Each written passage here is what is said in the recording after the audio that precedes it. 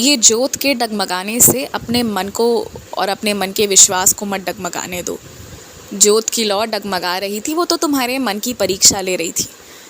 वो जोत तो ये देख रही थी कि कितना भरोसा है तुम्हारा मेरी जोत पर, और तुम्हारा भरोसा पूरा है। तुम्हारी परीक्षा समाप्त हुई।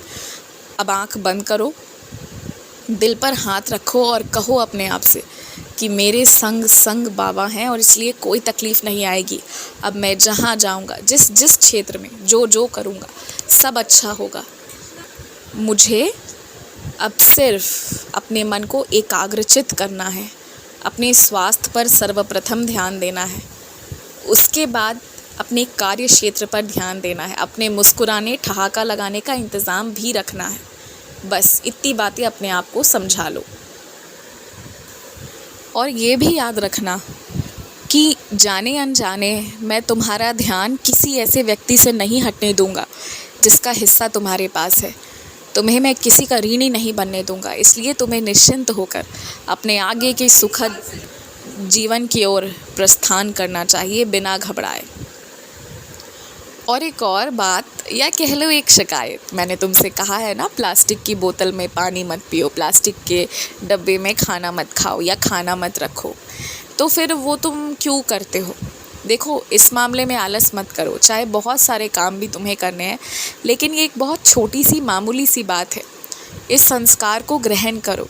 कुछ कुछ चीज़ें ना मुझे तुम्हारी बुरी लग जाती है जब तुम मेरी बात नहीं मानते, तो इस आदत को सुधार लो। जो तुम्हारे घर का मुख्य दरवाज़ा है ना, उसे बहुत साफ़ रखो, बहुत ज़्यादा साफ़। जो साफ़ सफाई फ़र्श पोंछने आते हैं ना, उन्हें थोड़े से पैसे ज़्यादा देकर अच्छे से सफाई करवा लो। याद रखो, साफ़ रखोगे तो माँ लक्ष्मी आएंगी तुम्हारे पास।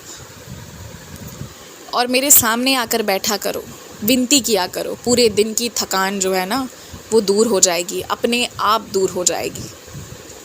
और तुम्हारा नया मोबाइल आ जाए तो पुराने वाले को संभाल कर रखना। उसमें कुछ ज़रूरी दस्तावेज है जो तुम अभी भूल गए हो, मगर तुम्हें उसकी आवश्यकता 2 से 3 सालों के बाद पड़ेगी। और अपने सारे सामान, जो भी चीज़ें हैं ना जो तुम्हारा है, वो बिना ठीक से देखे जांचे परखे किसी को मत दे दो। तुम्हारी जो बहुत निजी जानकारी है ना, जो यहाँ तक कि तुम्हारे भाई बहन को भी मालूम नहीं होनी चाहिए, किसी को भी नहीं, तो वो सारी चीज़ें गलती से भी ना जाए किसी के पास। कोई जानबूझकर नहीं, मगर गलती से अगर उस जानकारी का किसी से दुरुपयोग हो गया तो परेशानी में तुम पड़ जाओगे। इसलिए ध्यान रखो इन चीज़ों का। खुश रहो।